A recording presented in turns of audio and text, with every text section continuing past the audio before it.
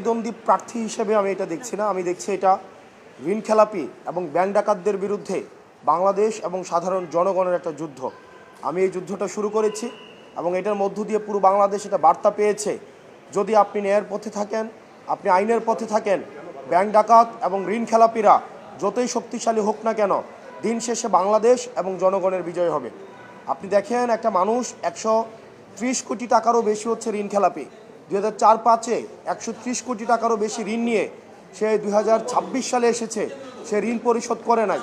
সে বারবার আপনার হাইকোর্টকে ব্যবহার করে নির্বাচনী বৈতরণী পার হওয়ার চেষ্টা করে। বিষয়টি এমন না যে তার প্রথমবারই প্রার্থিতা বাতিল হয়েছে, সে একই ঘটনার কারণে সে 2008 সালেও নির্বাচন করতে পারেনি। সেই জায়গা থেকে বাংলাদেশের জনগণকে অন্যান্য অনেক আসনে অনেক প্রার্থী বা অনেক প্রতিদ্বন্দ্বী প্রার্থী এই ইস্যুটি সামনে আনতে পারতেন, কিন্তু নিরাপত্তা ইস্যুতে আমাদের যে বিভিন্নভাবে বিভিন্ন এজেন্সির হয়রানির ভয়ে, বা আমিও দেখেছি এইটা যখন আমি মামলা করলাম, আমার আইনজীবীদেরকে বিভিন্নভাবে ভয়ভীতি দেখানো হয়েছে, আমাকে বিভিন্নভাবে ভয়ভীতি দেখানোর চেষ্টা করেছে, কিন্তু হাসনাত আবদুল্লাহ কখনো কোনো ভয়ভীতির কাছে মাথা নত করবে না।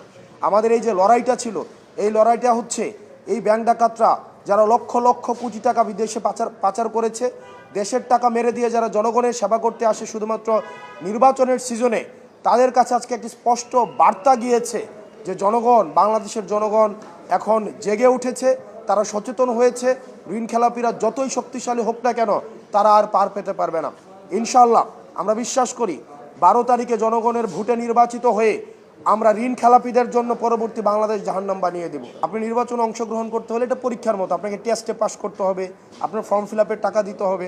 আপনি টেস্টে পাস না করেন, ফর্ম ফিল আপের টাকা না দেন, আপনার তো পরীক্ষার মধ্যে তো আপনাকে আহ্বান করা হবে না। তো সেই জায়গা থেকে অনেকেই ভাবছে যে ওনাকে হয়তো এটা খুব সিম্পল হয়েছে, উনি 11 বিষয়ে ফেল করেছে, উনি হচ্ছে ফর্ম ফিল আপের টাকা দিতে পারে নাই। আমি শুধুমাত্র এই জিনিসটাই হচ্ছে নির্বাচন কমিশনকে দেখিয়ে দিয়েছি যে উনি টেস্টে ফেল করেছে, ফর্ম ফিল আপ যথাসময় করতে পারে নাই। এখন এই কারণে ওনার প্রার্থিতা হচ্ছে আজকে এই যে মহামান্য হাইকোর্টের রায়ে আজকে এই জায়গায় এসে আপিল বিভাগের রায়ে আজকে এই জায়গায় এসে পৌঁছেছে।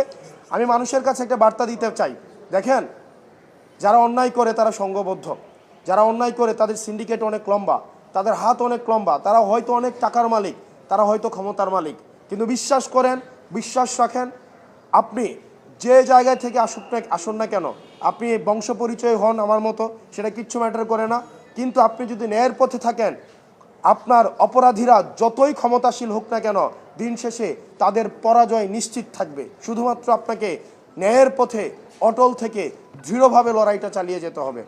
সারা বাংলাদেশের মানুষকে এই আহ্বানটা জানাবো, ঋণ খেলাপি, ব্যাংক ডাকাত, দুর্নীতিবাজ, চাঁদাবাজদের জন্য আমরা পরবর্তী বাংলাদেশ জাহান্নাম বানিয়ে দেব ইনশাআল্লাহ। তারা শুধুমাত্র একটা নিপীড়িত এবং একটা ন্যায়ের পক্ষে তারা আজকে এই জায়গায় এসে দাঁড়িয়েছে। বাংলাদেশে এই আইনজীবীরা যারা এই মামলার পক্ষে ছিল, যারাই ছিলেন, তারা একজনও একটা পয়সা আমাদের কাছ থেকে নেননি। তারা শুধুমাত্র মজলুমের পক্ষে হয়ে জালিমের বিরুদ্ধে তারা লড়াই করে গিয়েছেন বিবেকের তাড়নায়।